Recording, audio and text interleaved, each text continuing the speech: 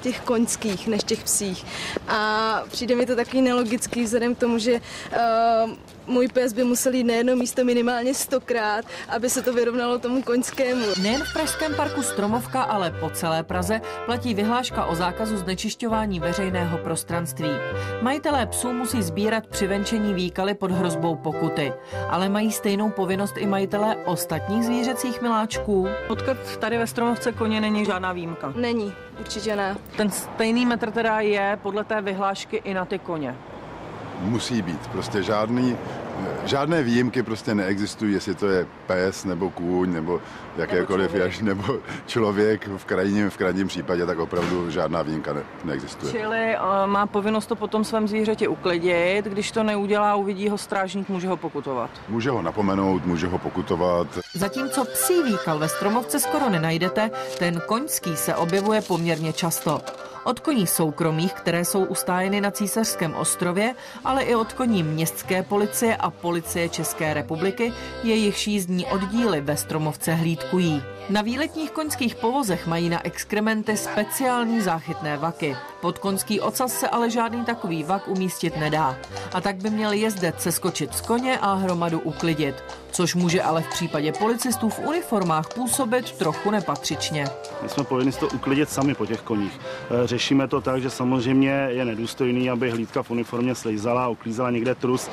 Radiostanicí se spojí tady s dozorčí službou a ta potom samozřejmě tady buď to vyšle policistu, nebo máme tady občanský zaměstnance, který si vemou vozidlo a samozřejmě ty výkaly potom koni uklidí. Takže vlastně, jak se do té Stromovky nemá jezdit tím autem a jezdíte tam na koních, tak pak tam jedete uklidit trus autem. Tam tím autem musí zajet. To městská policie má nařízení z koně promptně seskočit a místo koltu tasit lopatičku. Co se týká koní městské policie, které vlastně vidíme ve Stromovce, tak každý strážník nebo každý, kdo na tom koni jede, má povinnost po sobě a potom koně uklidit. Oni mají tedy nějakou tu lopatku, jste říkal. Oni mají s sebou vybavení, nářadí, prostě, kterým to uklidí. Součástí parku Stromovka je i vybudovaná stezka pro koně. Když kůň vykoná potřebu právě na ní, pak se jezdec lámat hlavu s úklidem nemusí. Tam se samozřejmě kobylince neuklízí, protože to je součástí té stezky. Pokud je to samozřejmě nějaká stezka přímo pro ně, kde mohou být, tak to není problém, ale ono to bývá třeba na silnici, kde fakt jako jezdíte na kole nebo na těch bruslích, takže fakt není příjemný, když do toho najedete. I když se vám možná zdá, že tato reportáž je tak ona se tím vážně zaobírala i inspekce ministerstva vnitra. A tohle to jsou státní koblihy, já myslím. Stížnosti byly až na inspekci, která to tady musela paradoxně řešit a museli jsme k tomu psát nějaké ty vyjádření. Zase, co si budeme povědět, to nějaké zatěžování ty inspekce, že asi řeší jiný případy, závažnější případy. Když už někdo ten problém má, není problém zavolat, my to auto vypravíme, uklidíme a pořešíme. Ale zase musí to být podložený, že to byly naše koně, protože tady v této lokalitě je zhruba 40 až 50 koní, takže ono se potom těžko rozlišuje, jestli to bylo znamená náš kůň nebo něčí jiný. Třeba mají vaše koně ten trus nějak jinak barevný? Nemají.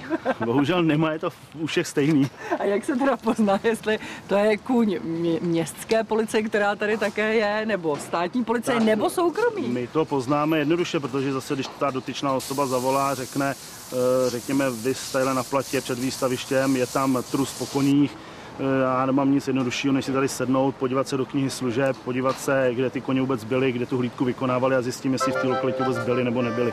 Jenže aby to bylo ještě složitější, tak někdy hlídkuje ve stejné lokalitě jak policie státní, tak městská a pak si mohou o kobylinec hodit korunou. Jen nám naše hlava nebere, proč trus po policejních koních nemůže uklízet ve Stromovce úklidová služba, která tam v podstatě nepřetržitě jezdí. I za cenu například domluveného finančního příspěvku. Asi by to bylo jednodušší a snazší určitě. Tak doufejme, že po těch letošních dvojnásobných volbách bude i politická vůle vyřešit lépe a efektivněji péči o policejní kobylince. Ale jak? No, to nechme koňovi, má větší hlavu. A tak jediný kůň, jehož exkrementy nemusí nikdo řešit, je ten, který v Praze hlídkuje nejdéle.